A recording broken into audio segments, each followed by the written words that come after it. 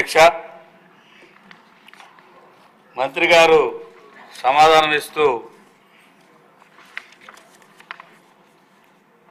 2019 మరియు 24 మధ్య వార్తాపత్రికలకు ప్రకటనలు జారీ చేయడంలో అప్పటి ప్రభుత్వం పక్షపాత ధోరణితో వ్యవహరించారన్న విషయం ప్రభుత్వ దృష్టికి తీసుకురావడం అయిందా అంటే లేదండి అంటున్నారు.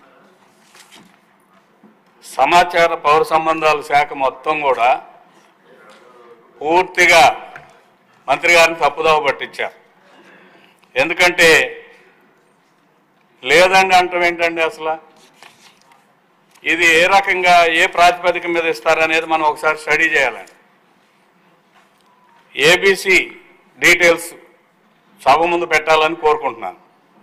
ఏబీసీ అంటే audit bureau of circulation. Audit bureau of circulation details చూస్తే మనకు అర్థమవుతుంది అధ్యక్ష, వీళ్ళు స్పష్టంగా వైలేట్ చేశారు. ఇందులో మనకున్న సమాచారం ప్రకారం సాధారణంగా మనందరికీ తెలిసిందే అధ్యక్ష, లార్జెస్ట్ సర్క్యులేటెడ్ పేపరు ఈనాడు. ఈనాడుకి ఎంత ఇచ్చారు అధ్యక్ష? 190 కోట్లు. సాక్షి పేపర్కి ఎంత ఇచ్చారు అధ్యక్ష? 293 కోట్లు. అదే ఆంధ్రజ్యోతి సర్క్యులేషన్ మన అందరికీ తెలిసిందే, కేవలం 21 లక్షలు ఇచ్చారు అధ్యక్ష. కేవలం 21 లక్షలు 5 సంవత్సరాల పాటు 21 లక్షలు ఇచ్చారంటే పోనీ ఆడిట్ బ్యూరో ప్రకారం ఏమైనా చేశారా అంటే ఆంధ్రప్రభకి 14.5 కోట్లు, వార్తా పేపర్కి 13.71 కోట్లు, ప్రజాశక్తికి 11.11 కోట్లు, హిందూ పేపర్కి 41.5 కోట్లు, న్యూ ఇండియన్ ఎక్స్ప్రెస్కి 30.3 కోట్లు, డెక్కన్ క్రానికల్కి 40.5 కోట్లు, హ్యాన్స్ ఇండియా 7 కోట్లు, పైనీర్ 9 కోట్లు. ఇందులో తెలంగాణలో సర్క్యులేషన్లో ఉన్న పేపర్లకు డబ్బులు ఇచ్చారు. ఇప్పుడు మనందరికీ అర్థం కావాల్సిన అంశం ఏంటంటే అధ్యక్ష, సాక్షికి నంబర్ 1 స్థానం కల్పించి ఇచ్చారు. పోనీ ఏబీసీ రిపోర్ట్ కానీ మీరు తీసుకుంటే, డీటెయిల్స్ తీసుకుంటే ఈరోజు కూడా ఈనాడే ఉంది. మరి ఈనాడుకి ఎందుకు తక్కువ ఇచ్చారు? సర్క్యులేషన్లో 3వ స్థానంలో ఉన్న ఆంధ్రజ్యోతికి 21 లక్షలు ఎందుకు ఇచ్చారు? ఇది పెద్ద కుంభకోణం అధ్యక్ష, పెద్ద ఇది. అంతేకాకుండా సర్క్యులేషన్ పెంచుకోవడానికి స్ట్రాటజీస్ జగన్మోహన్ రెడ్డి గారు పెట్టిన స్ట్రాటజీస్ ఏంటి అంటే ఇప్పుడే మన మిత్రుడు సోదరుడు చెప్పారు. సర్క్యులేషన్ పెంచడానికి ఈ ఇచ్చిన 293 కోట్లు కాకుండా వాలంటీర్లలో సచివాలయంలో 2 పేపర్లు కొనాలని సర్క్యులర్ జారీ చేసి ఆ సర్క్యులర్ ద్వారా పేపర్ల సేల్స్ పెంచుకోవటం ద్వారా 9 కోట్ల రూపాయల అదనపు లబ్ధి, అంటే 293 కోట్లు ప్లస్ 9 కోట్లు. అంటే ఒక్క పేపరే కొనమని ఎలా ఇస్తుంది అధ్యక్ష పౌర సంబంధాల శాఖ? ఇందులో మతలబ్ అది సర్క్యులేషన్ పెరగటంలో అదొక స్ట్రాటజీ. రెండవ స్ట్రాటజీ ఏమిటంటే ఉచితంగా కొంతమందికి పేపర్లు సప్లై చేయటం. అంతకుముందు ఎలాగుంది, 2019 నాటికి సాక్షి పేపర్ యొక్క ఆడిట్ బ్యూరో సర్క్యులేషన్ డీటెయిల్స్ ఏంటి అనేది ముందు సభ ముందు పెట్టాలి. తర్వాత ఏ ప్రాతిపదిక మీద ఆంధ్రజ్యోతి పేపర్ సర్క్యులేషన్ ఎంత, దానికి రావాల్సిన వాటా ఎంత. ఇది 1 సంవత్సరం కాదు అధ్యక్ష, 5 సంవత్సరాలు జరిగింది. దీని మీద డీటెయిల్స్లోకి వెళ్ళాలి అధ్యక్ష. అంతేకాదు ఇది ఈ సాక్షి పేపరు, సాక్షి టీవీ లేకపోతే ఈ అడ్వర్టైజ్మెంట్స్ ఇచ్చింది ఎవరికి, ఎవరు దాని యాజమాన్యం అంటే జగన్మోహన్ రెడ్డి గారు, ముఖ్యమంత్రి గారి ఛానల్కి, ముఖ్యమంత్రి గారి పేపర్కి అడ్వర్టైజ్మెంట్స్ ఇస్తున్నారంటే దాని అర్థం ఏంటన్నమాట, 5 సంవత్సరాల పాటు యథేచ్ఛగా తమకు ఇష్టం వచ్చినట్టుగా అడ్వర్టైజ్మెంట్స్ ఇచ్చుకున్నారు. ఇవ్వాల్సిన వాటికి ఇవ్వలేదు, ఇవ్వకూడని వాటికి అదనంగా ఇచ్చారు. ఇది ఒక పెద్ద కుంభకోణం. దానికి కారకులు ఎవరు? ఈరోజు పేపర్లో చదివాను అధ్యక్ష, సంబంధిత అధికారి విజయ్ కుమార్ రెడ్డి గారు అనే ఆయన, ఇంకో ఆవిడ ఎవరో ఒక లేడీ ఉన్నారు అధ్యక్ష, కస్తూరి గారు అని, విజయ్ కుమార్ రెడ్డి గారు అనే ఆయనకి ట్రాన్స్ఫర్ అయింది. ఆయన రిలీవింగ్ ఇవాళ రేపు అవుతుంది.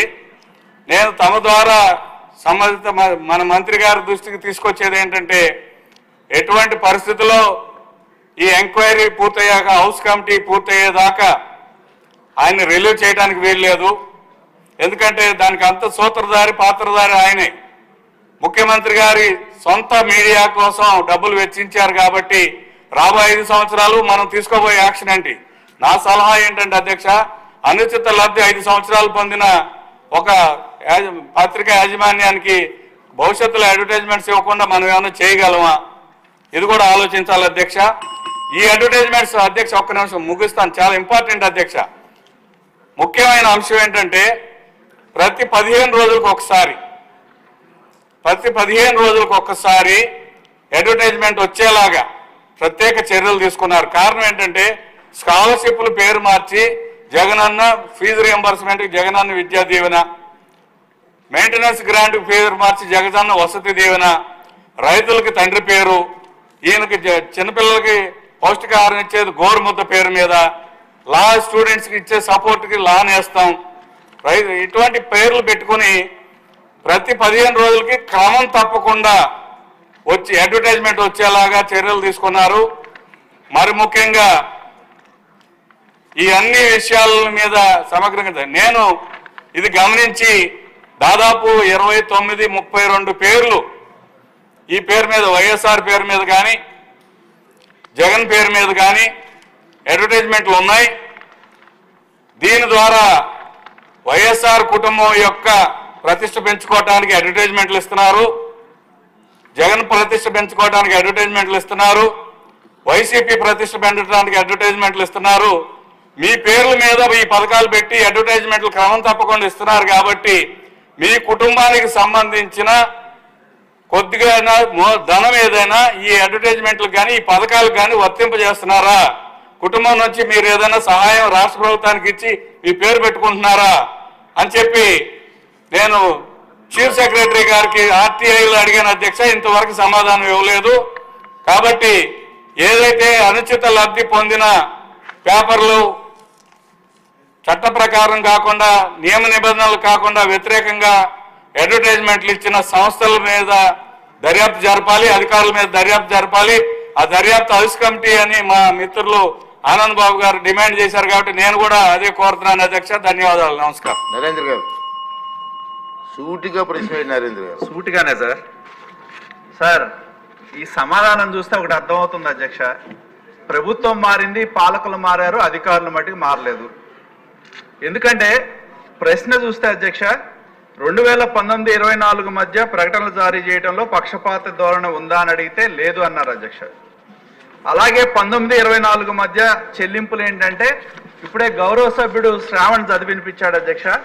ఈనాడుకి ఎంత ఇచ్చారు, ముఖ్యమంత్రి గారి యొక్క సతీమణి ఆధ్వర్యంలో నడిచే సాక్షికి ఎంత ఇచ్చారు, ఆంధ్రజ్యోతికి ఎంత ఇచ్చారు అనేది సభ ముందు చెల్లింపులు పెడితే పక్షపాత ధోరణి అనేది స్పష్టంగా కనపడతా ఉంది.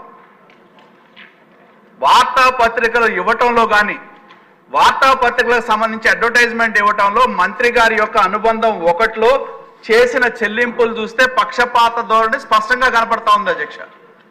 మరి ఏ విధంగా పక్షపాత ధోరణి లేదు అని చెప్పి మంత్రి గారు సభ ముందు చెప్పారో నాకు అర్థం కావటం లేదు. మూడో ప్రశ్న ఏంటి అధ్యక్ష, ఎవరైతే వార్తాపత్రికలకు ఈ ప్రకటనలు జారీ చేయడం ప్రభుత్వం తీసుకున్న చర్యలు ఏంటి అంటే ఆ ప్రశ్నే ఉత్పన్నం కాదంటారు అధ్యక్ష. అసలు నాకు అర్థం కావటల్లా ఏంటి పరస్పర విరుద్ధమైన సమాధానం మంత్రి గారు సభ ముందు ఉంచారు. ఒకవైపు అనుబంధం 1లో మళ్ళీ ఒకసారి చదివినిపిమంటే చదివినిపిస్తా అధ్యక్ష. ఈనాడుకి 190 కోట్లు ఇచ్చినట్టు, సాక్షికి 292, ఆంధ్రజ్యోతికి 21 లక్షలు మాత్రమే ఇచ్చినట్టు, ఆంధ్రప్రభకి 14 కోట్లు, సర్క్యులేషన్ ఆధారంగా ప్రకటనలు ఇవ్వలేదు అనేది స్పష్టంగా చెల్లింపుల్లో కనపడతా ఉంది.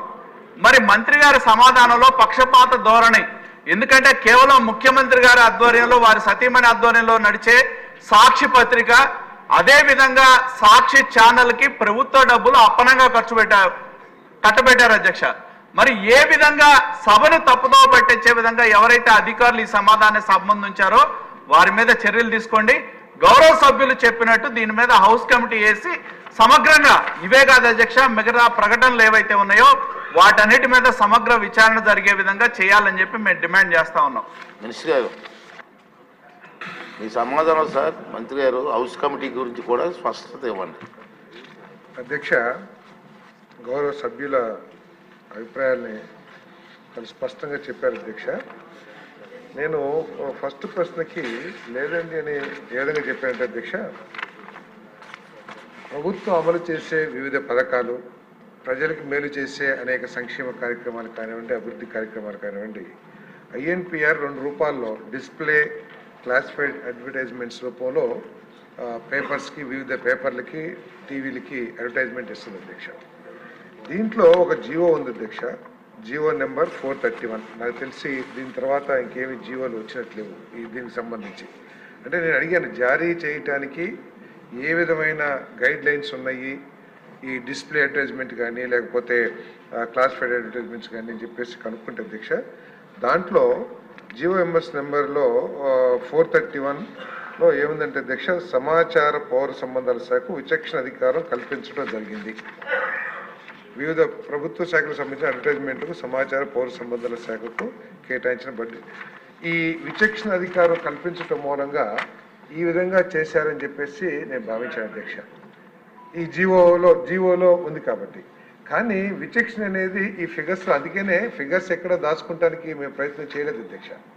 ఏ విధమైన చెల్లింపులు జరిగినాయి అవన్నీ కూడా చాలా స్పష్టంగా చెప్పాం అధ్యక్ష. మన సాక్షి పత్రికకి 371 కోట్లు ఇస్తే అన్ని పత్రికలు కలిపి 488 కోట్లు మాత్రం ఇచ్చాం అధ్యక్ష. తప్పకుండా దీంట్లో విచక్షణ జరిగింది అధ్యక్ష. కానీ ఆ విచక్షణ చేయటానికి ఉన్న జీవోని అడ్డం పెట్టుకుని ఆనాటి అధికారులు ఇటువంటి విచక్షణ పక్షపాత ధోరణి చూపించారని చెప్పేసి స్పష్టంగా అర్థమవుతుంది అధ్యక్ష. ఒకవేళ ఈ శాఖకి ఏదన్నా ఇన్ఫర్మేషన్ దాయాలి లేకపోతే తప్పుదో పట్టించాలనే ఉద్దేశం ఉంటే ఈ ఫిగర్స్ అన్ని కూడా ఇవ్వడానికి ప్రయత్నం చేసేవాళ్ళం కాదు అధ్యక్ష. కాబట్టి పక్షపాత ధోరణి చాలా స్పష్టంగా కనపడతా ఉంది. కానీ ఆ పక్షపాత ధోరణి చేయటానికి ఈ జీవోని అడ్డం పెట్టుకుని అధికారులు కొంత చేశారని చెప్పేసి చాలా స్పష్టంగా అర్థమవుతుంది అధ్యక్ష. తప్పుకోకుండా, ఎందుకంటే ఈ 371 కోట్లే కాకుండా వేరే డిపార్ట్మెంట్స్ ద్వారా కూడా దాదాపు 35 కోట్ల రూపాయలు ఈ సాక్షి పేపర్కి ఇవ్వటం జరిగింది అధ్యక్ష. ఇది వివిధ కలెక్టర్లు వాళ్ళందరూ కూడా 32,70,00,000 అంటే మొత్తం దాదాపు 400 కోట్ల రూపాయలు ఈ ఒక్క పత్రికే ఇచ్చారు అధ్యక్ష. 371, 32 అంటే 403 కోట్ల రూపాయలని ఈ ఒక్క పత్రికే ఇచ్చారు 5 సంవత్సరాల్లో. అన్ని పత్రికలకు కలిపి దీంతో పాటు సమానంగా సర్క్యులేషన్ ఉన్నాయి, దీనికంటే ఎక్కువ సర్క్యులేషన్స్ ఉన్నాయి, నేషనల్ మీడియా ఉంది, అందరికి కల్పించింది మాత్రం 488 కోట్లు మాత్రం. కాబట్టి పక్షపాత ధోరణి చాలా స్పష్టంగా అర్థమవుతుంది అధ్యక్ష.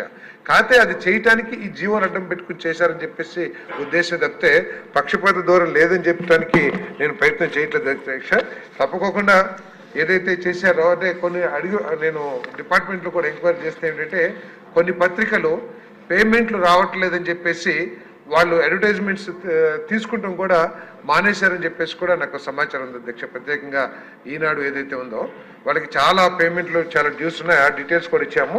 ఆ పేమెంట్స్ రాకపోవటం మూలంగా వాళ్ళు అసలు ఈ అడ్వర్టైజ్మెంట్స్ తీసుకుంటాం కూడా ఆపేశారని చెప్పారు అధ్యక్ష. సో కాబట్టి దీంట్లో జరిగింది, తప్పకుండా దీంట్లో ఎంక్వైరీ చేస్తాం అధ్యక్ష. దాంట్లో ఎటువంటి తర్వాత పత్రికల్లో వీటిలో పక్షపాత ధోరణి చాలా స్పష్టంగా కనపడుతుంది. కాబట్టి దాని మీద తప్పకుండా చర్య తీసుకుంటాం. ఏదైతే ఈ జీవో ఏదైతే అన్నిటికీ ఇవ్వాలని చెప్పేసి ఏది సెక్రటేరియట్స్ అన్నిటికీ ఇవ్వాలని ఏదైతే ఉందో అవన్నీ కూడా ఈ డిపార్ట్మెంట్కి సంబంధం లేదు అధ్యక్ష. వేరే శాఖ సాక్షి పేపర్ సచివాలయాల్లో కొనాలి అన్న జీవో ఏదైతే ఇచ్చారో ఈ శాఖ ఇవ్వలేదు అధ్యక్ష. అదేవిధంగా డిజిటల్ కార్పొరేషన్ కూడా ఐఎన్పిఆర్ పరిధిలోకి రాదు అధ్యక్ష.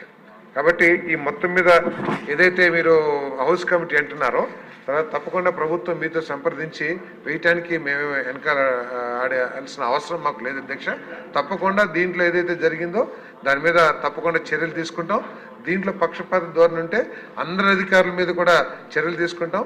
ముఖ్యమంత్రి గారితో కూడా మాట్లాడి, చీఫ్ సెక్రటరీ గారితో మాట్లాడి అధికారులు రిలీవ్ చేయకోకుండా కూడా చర్యలు తీసుకుంటాం అధ్యక్ష. క్వశ్చన్ నెంబర్ 111 ఆరోగ్య శాఖ మంత్రి గారు.